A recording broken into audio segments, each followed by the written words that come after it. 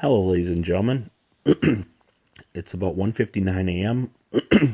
on Monday, April 12th, 2021. So I went to the barber the other day, and I was sitting in the chair. And I was talking to the barber about the dangers of drugs and anti-drug public service announcements. I told him, I says, when I was a child, I used to see anti-drug PSAs on television all the time. I says, like, there was one where a guy would hold up an egg and he'd say, "This is your brain." And then he'd crack the egg and drop the yolk into a sizzling hot frying pan on the stove. And he'd watch the egg fry up and he'd say, "This is your brain on drugs." Any questions? And then I told him, I says, there was another one that I really liked that had Carol O'Connor in there, who was the actor on In the Heat of the Night and All in the Family and Archie Bunker's Place. And he would talk about drugs and the dangers of drugs. And the ending line in his public service announcement was always, "Parents, if you want to save your child's life, get between your kid and drugs any way that you can." And I told him, I says, nowadays you don't see any anti-drug public service announcements on TV really much anymore. And the barber says, "You know what? You're right." He says, "Hey, you want to hear a joke?" I says, "Sure."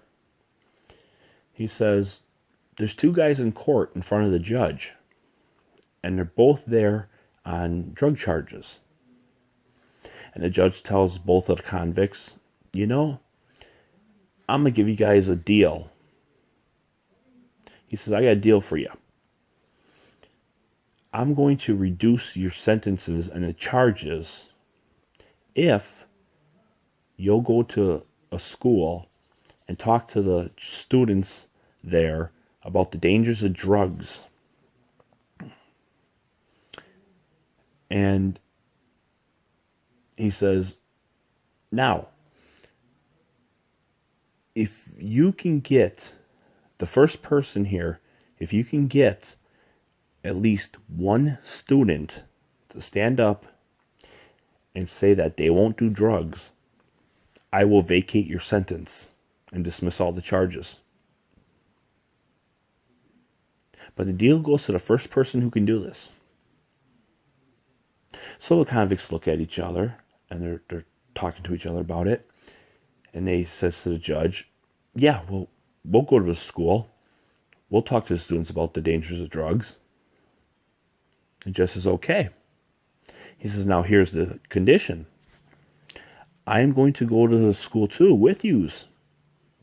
And I'm going to sit in the back of the gym. And I want to hear you talk to them. I want to see this to believe it."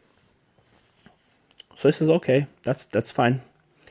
And they ask the judge, he says, "Well, can we use any visual aids to help us?" And the judge says, "Sure. Use what you think you can to talk about the dangers of drugs to them." So the two convicts and the judge all go to the school. And the first convict's up on stage. And he's using a visual aid. And he's got a basketball and a baseball. And he says to the students, "You see this basketball here? This is what your brain looks like before you do drugs." And then he holds up the basketball, and he says, he holds up the baseball, and he says, "You see this baseball here? This is what your brain looks like after you do drugs." So the second convict is sitting there, and he's looking at the first convict, and he's thinking to himself, "Oh wow, that was pretty good. I wonder if I can use a visual aid like that with the basketball and the baseball." So when it's his turn, he goes up on the stage, and he's got a basketball, and he's got a baseball, and he holds up the baseball, and he tells the students, you see this baseball here? This is the size of your asshole before you go into jail. And then he holds up the basketball, and he says, you see this basketball here? This is the size of your asshole after you go to jail. And then he asks him, is it really worth going to jail for drug charges?